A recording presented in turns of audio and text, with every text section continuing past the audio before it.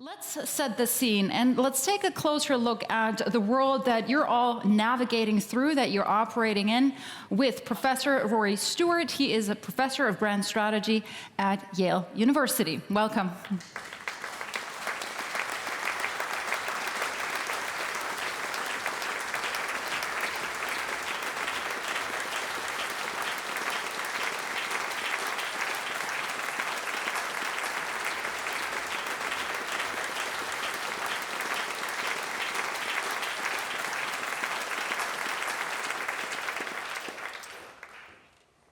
Thank you all very much indeed. So I'm here to talk about the question of how we got here, how we got to the world we're in. But I'm hoping by doing so, I can also talk a little bit about the direction in which the world is going and the kind of steps that all of you can take as leaders to prepare for the future of geopolitics. In order to get there, I want you to think about the world since 1989 in terms of three periods: 1989 to 2004, 2004 to 2014, and 2014 to today. And what we are seeing is a world which has completely transformed in terms of its politics, in terms of its economics, in terms of its international relations, and in terms of its relationship to media and technology. Let me begin. 1989, familiar to many people in this room, fall of the Berlin Wall. What is this age about in terms of politics and business? Well, firstly, it's about the idea of liberal democracy. Between 1988 and 2003, the number of democracies in the world literally doubles. We see new democracies in Asia, in Latin America, in Africa, and above all, in Central and Eastern Europe. Places like Lithuania and Romania starting their journeys from autocracy to democracy. Second feature of the age. This is the age where the Reagan-Thatcher revolution in economics comes to its fruition, what we used to call the Washington Consensus. So privatization, deregulation, and above all, globalization. Time of free trade. This is the time of NAFTA, so Mexico, Canada, and the United States. This is the period of the European Union's single market. And this is, of course, the moment in 2001 where China joins the World Trade Organization. Third element of this age, rules-based international order. This is the moment where the International Criminal Court is set up. This is also the moment where we bring together these ideas of democracy and markets, and we start exporting them around the world. And the theory, of course, is that there is a logical connection between them. We tell ourselves that as you become more democratic, as you become more free, as you become more creative, you become more prosperous. And also, as you become richer, you want to demand the vote. And this idea is then taken, for example, to conflict zones. It's taken through international development to an idea that we're going to make poverty history, but it also involves the United States and Europe intervening in places like Bosnia. So Bosnia, for example, there are 150,000 men under arms. There are checkpoints up and down the country. There are war criminals on the loose. An intervention takes place.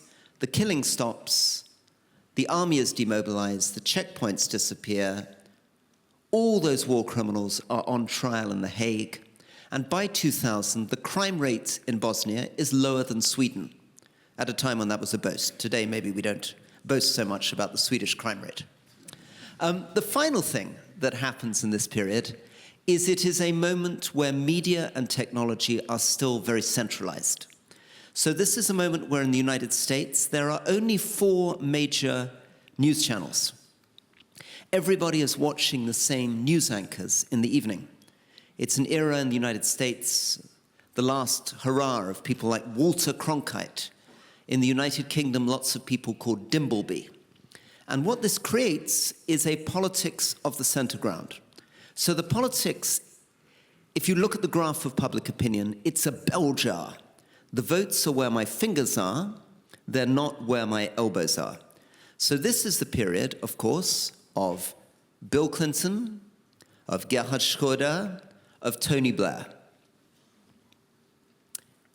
And then things begin to change very quickly. From 2004 to 14, this entire world order begins to experience these devastating body blows that shake our whole consensus. The first of those is, of course, the rise of China. In 2003, the Chinese economy is still smaller than the Italian economy. Right? It's the seventh largest economy in the world. 2004, China becomes larger than the French economy. 2005, larger than the British economy. 2006, larger than the German economy. 2007, larger than the Japanese economy. And by 2014, China is 60% of the size of the US economy. Nobody had achieved that in 100 years. Germany was not 60% of the size of the US economy at the beginning of the First World War. Germany and Japan combined were not 60% of the size of the US economy during the Second World War. And in purchasing power parity terms, China is beginning to equal the US, and it's become the world's largest exporter, the world's largest manufacturer, but it has not become a liberal democracy. Second thing that happens in this period. Well, the economic model, our market model, is shaken by the 2008 financial crisis. 2008 financial crisis, of course, shows that markets are not operating in the way that people were promised. Voters become very aware that median incomes have stagnated, that inequality is rising of incomes, of wealth, and of course of region. So in Britain, for example, inequality between London and the southeast and the northeast. In the United States, inequality between Flint, Michigan, and the coast. Third thing that happens, the international rules-based international order cracks. Where does it crack most dramatically? It cracks during this period, between 2004 and 2014, in Iraq and Afghanistan. These are $3 trillion wars. The US and its allies spend $3,000 billion in Iraq and Afghanistan. Even for those of you running big companies, that's quite a lot of money, right? And nothing is achieved.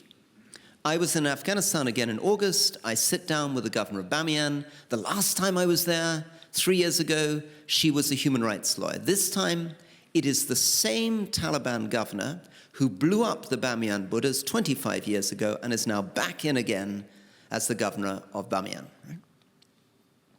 And the fourth thing that happens in this period is that hierarchical media environment is replaced by the explosion of social media. So this is the period where Twitter is founded, when Facebook is founded. This is the period where the iPhone is launched, where the smartphone becomes accessible.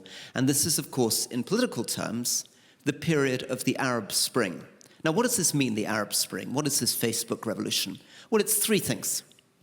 Firstly, these algorithms change politics from a bell jar into a U shape.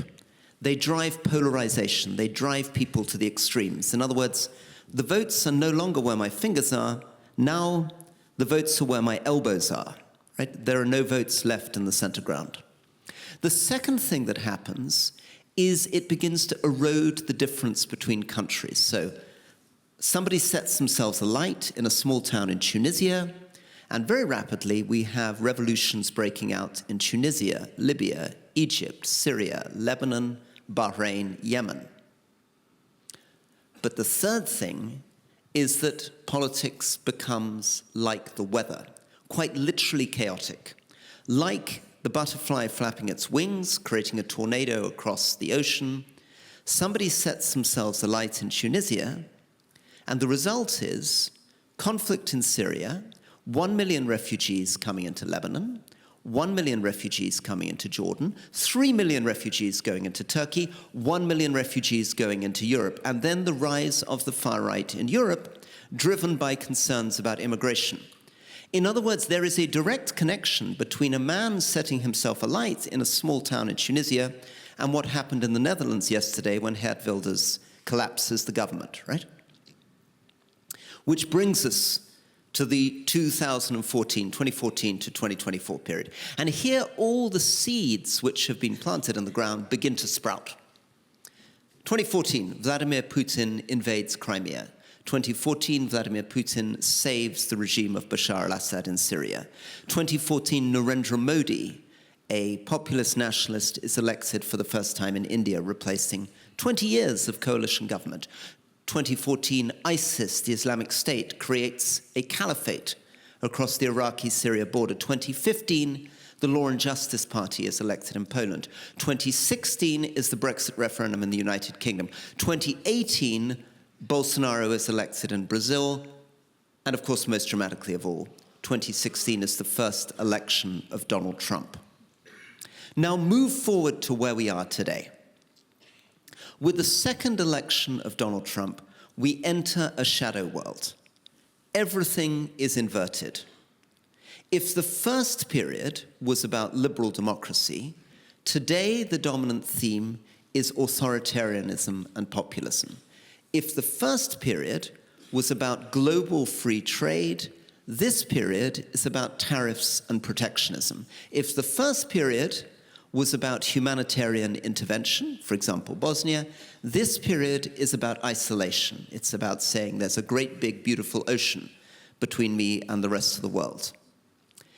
And if the first period was defined by a hierarchical media and technology environment, now we enter an environment which is Elon Musk in charge of X and the rise of artificial intelligence.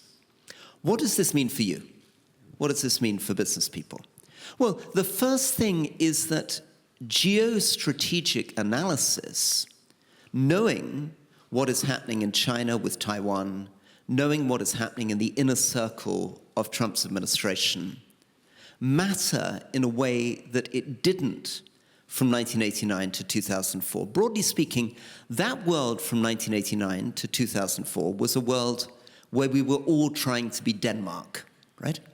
It was a world where it felt as though history had ended, where many of us in this room could confidently invest in emerging markets, believing that a series of global, predictable rules would guarantee that things would rise. Now you are having to do very detailed geopolitical scenario planning.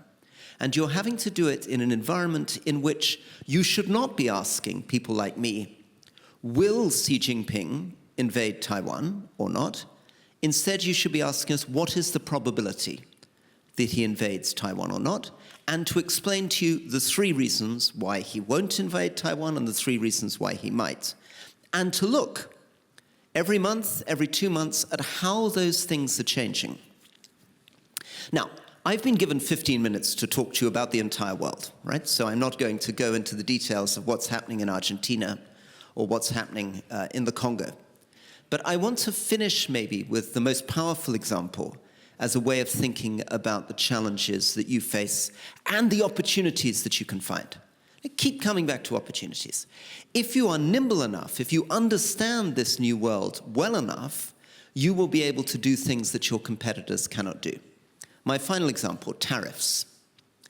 Donald Trump, 2nd of April, puts up his tariffs, Liberation Day. You remember, he's putting tariffs on penguins, he's putting 45% tariffs on Vietnam, and then they come down and they go up again. He's playing the hokey-cokey up and down, right? But it's not enough to just think he likes tariffs. He says 4 things about tariffs, and they are contradictory. Number 1, I'm doing it in order to generate revenue. So goods are made in China, they come to the United States, you pay your tax, he makes $1 trillion. Theory number 2, I'm doing it because I want manufacturing to move to the United States. That's the opposite. Suddenly now we're not manufacturing in China, we're manufacturing in the US, and there's no revenue coming to the US government. Third theory, no, I'm doing it not for economic reasons, I'm doing it to stop fentanyl coming in from Canada or Mexico. And if they don't produce drugs, I'll drop the tariffs. Theory number 4, I'm doing it because I'm in a geostrategic war with China. I'm going to punch China macroeconomically. I will take the microeconomic pain. My economy will suffer, but over 15 years, we will stop China from becoming a peer competitor for the United States. The challenge for you, with 7 seconds left, is navigating a world in which you can think clearly about that shift. And I'm going to leave you with that shift. The shift from liberal democracy to authoritarian populism, from free trade to protectionism, from a rules-based international order to isolation, and from a hierarchical media and tech environment to social media and AI. And if you keep that in mind, there are opportunities out there. Thank you very much indeed.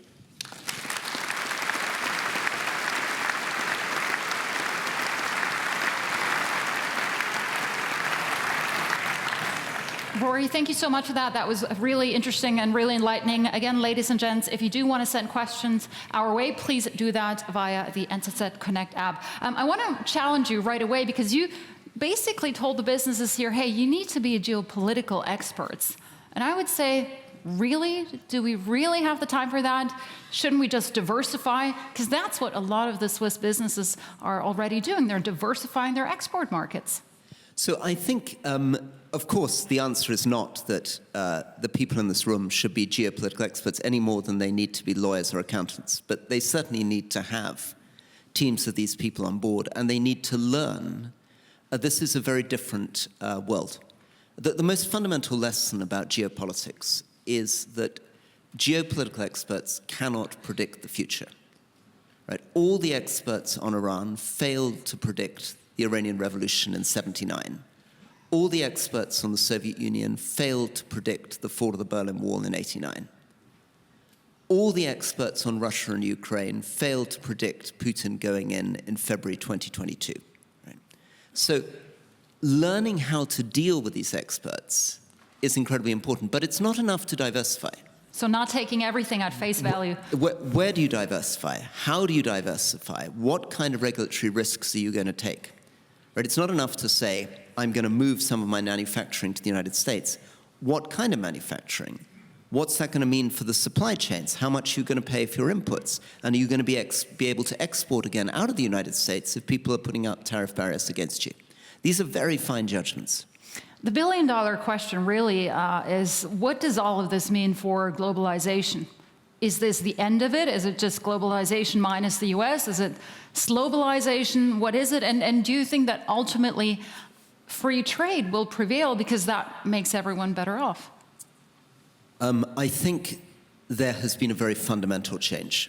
With the first time that Donald Trump came in, it was tempting to think this is just a temporary aberration. Right? He's going to come in, he'll leave, Biden comes back in, we'll go back to the old world.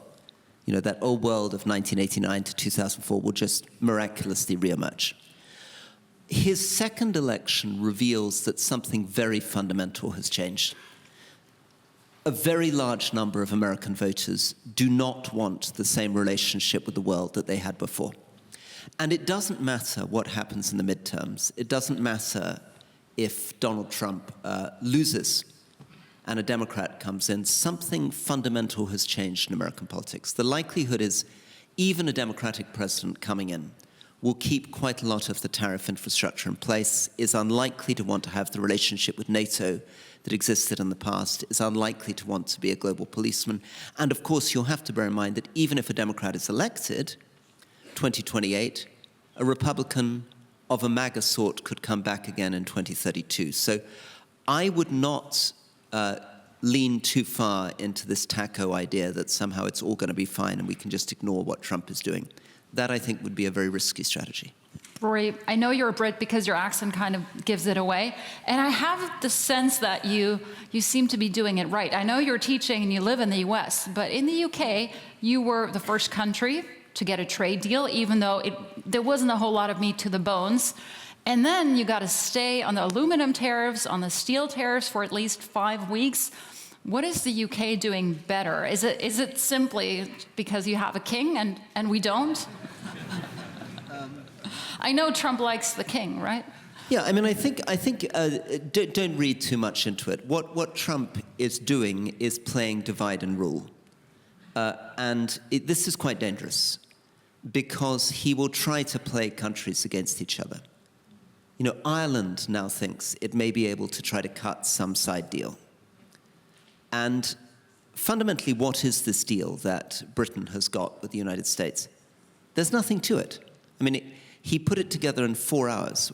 And what anyone in this room knows is that a deal put together in 4 hours is not a deal, right? There's no content, there's no ingredients to this thing. Furthermore, everything that he does is like playing the hokey cokey. I mean, he can say there's a stay, but as you pointed out, the stay on the aluminium tariffs turns out to be a few days, right? He made a deal with Justin Trudeau.